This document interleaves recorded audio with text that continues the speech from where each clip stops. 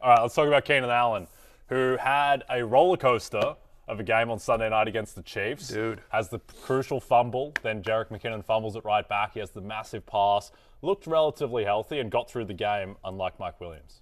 He really did. Last week, he played only 68% of the snaps, and yet, when he was out there, Justin Herbert was looking for him. 28% target share last week. Obviously, some of that probably increased when Mike Williams left the game early, but the fact of the matter is, he was getting a lot of targets. We don't know if Mike Williams is going to play this week against Arizona. We do know Keenan Allen is. And, by the way, that's a good thing because no team in the NFL gives it up in the middle of the field like the Arizona Cardinals. We've seen it with tight ends, and we also see it with slot receivers. They've actually given up 7 touchdowns to the slot this year. That's tied for third most in the NFL. And Keenan Allen, who should get a lot of looks this week, especially if Mike Williams is either out or banged up, he should probably get, call it 8 targets. Well, since the start of last season, when he gets 8 or more targets, Keenan Allen averaging 16.9 fantasy points per game. Ivan's a top 10 play this week. As long as we're talking about pass catchers I love, one more breaking news alert that just came in via the Fantasy Life app. I love the Fantasy Life app, by the way. 100% free, just 100% whatever. Free. I would just tell people to download it because if you don't like it, delete it. It's a free app. It's a free roll. Anyway, Joe Burrow says the Bengals expect Jamar Chase to play against the Titans. Yeah. That is Kelsey Conway, who I believe Kelsey Conway is a beat reporter for the Bengals, and I'm correct. Oh, for the Cincinnati Enquirer. So I think she used to work for the team, but she's now working for the Cincinnati Enquirer, and so she does a good job. And anyway, so Jamar Chase, so she just tweeted that. So, Okay, great. Well, Joe Burrow would know. She'd probably be pretty close. Anyway, full steam ahead on Jamar Chase. Exciting news. Full steam ahead on Terry McLaurin as well, your man, and now a frequent recurring guest on the love side of the love. Listen, I didn't want to talk Commanders. You insisted we talk about Commanders, so fine. Really if you twist my arm, you want me to talk about Terry McLaurin. Taylor Heineke just dropped a new T-shirt. I swear to God, you can, and some of the proceeds are going to Terry McLaurin's charity, and it literally is Heineke going back to pass, and the quote is like a bunch of like basically blanket, you know what I mean? Like F it. Yeah. Says F it. Terry's down there somewhere. Yeah, that's a good one. I like which is great. And the Heineke brand is really soaring the past couple of weeks. It's really taken off. Listen, he's having a moment, and he's taking advantage of it, and God bless.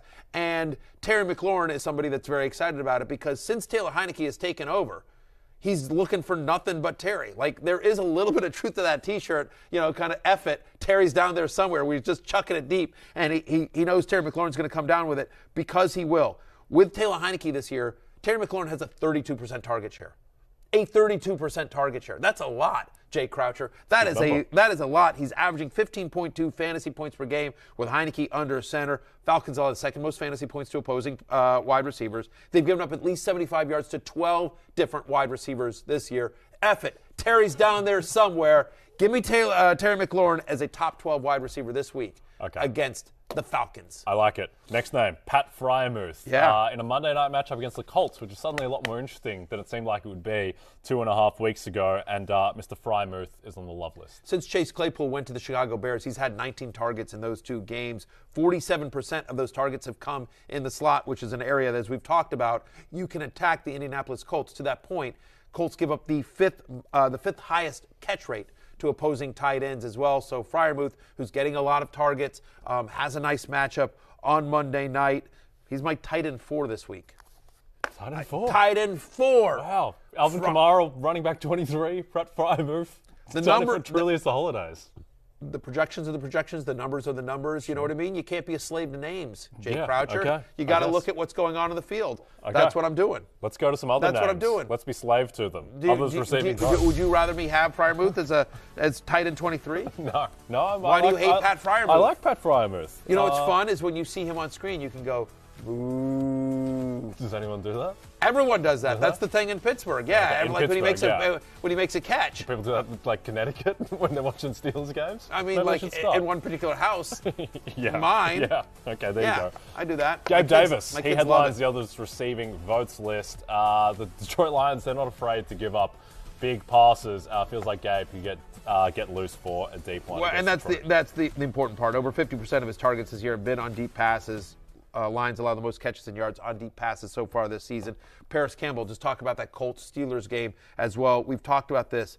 Pittsburgh allows the second most yards per game to the slot. Paris Campbell, once again, revived under Matt Ryan. Last 4 games with Matt Ryan, 18.5 fantasy points per game. Treylon Burks, who we highlighted yesterday as part of the waiver wire show. I was surprised at how many leagues I got him in, which just goes to show you how many people in my leagues don't actually watch our show, which is super annoying. Because, like, I'm in, like, first, second, third. Like, I have a low waiver priority in most of my leagues. And so, anyway, whatever. But since he's returned 22% target share as well, we expect them to have to throw against Cincinnati, who's allowed a touchdown to a wide receiver now in 5 straight games. And then Juwan Johnson, who we talked about. That's right.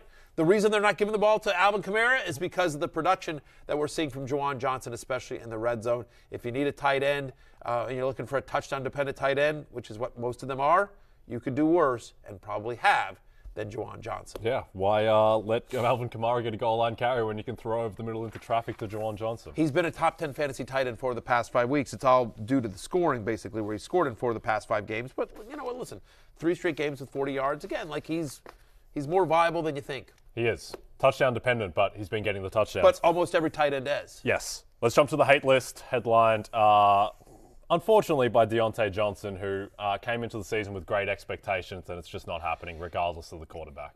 He is, I'm with you in that he is a top 15 wide receiver in the NFL on a pure talent basis. Yep. You and I have argued with Michael Smith about this, from his route running, from his ability to get open. The problem is that just, do not, we always talk about find somebody who looks at you the way that, like, Heineke looks at Terry McLaurin.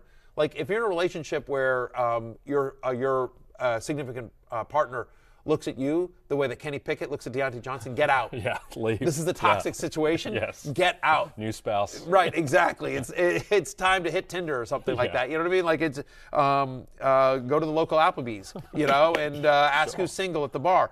Because Deontay Johnson just is not getting any love. He's had back-to-back games with 5 targets. 5 targets. That's what he's getting from Kenny Pickett.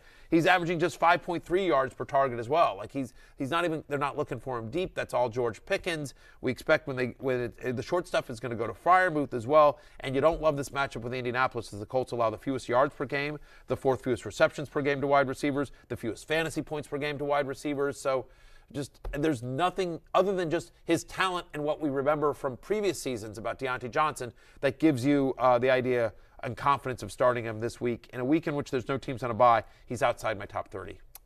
Quite a fall for Deontay Johnson, but can't argue with it. Let's talk about DJ Moore. Watch him score 3 touchdowns now. But, I mean, the guy hasn't scored a touchdown this year. Like, Pickett's just not looking for him. He's got the connection with Pickens. And DJ Moore, maybe it gets better with Sam Darnold.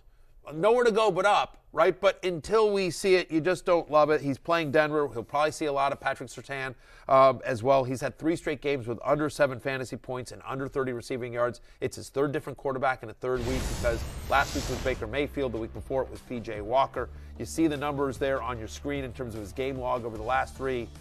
4.4 points, 6.9, 5.4. He's been bad.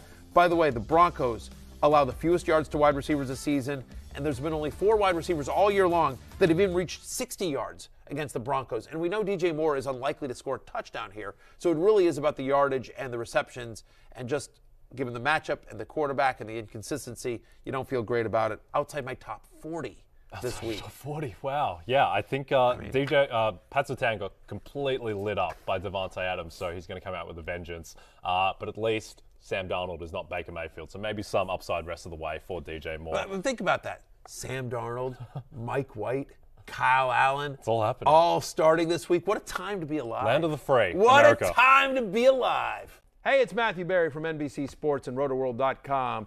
Just want to thank you so much for watching what you just watched, or at least being too lazy to click out of it after the autoplay just kept it going. So either way, thank you so much for just letting it scroll by your screen.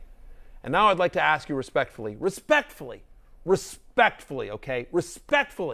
please subscribe to the NFL on NBC YouTube channel for the latest NFL news, fantasy headlines from RotoWorld, and betting analysis from NBC Sports Edge.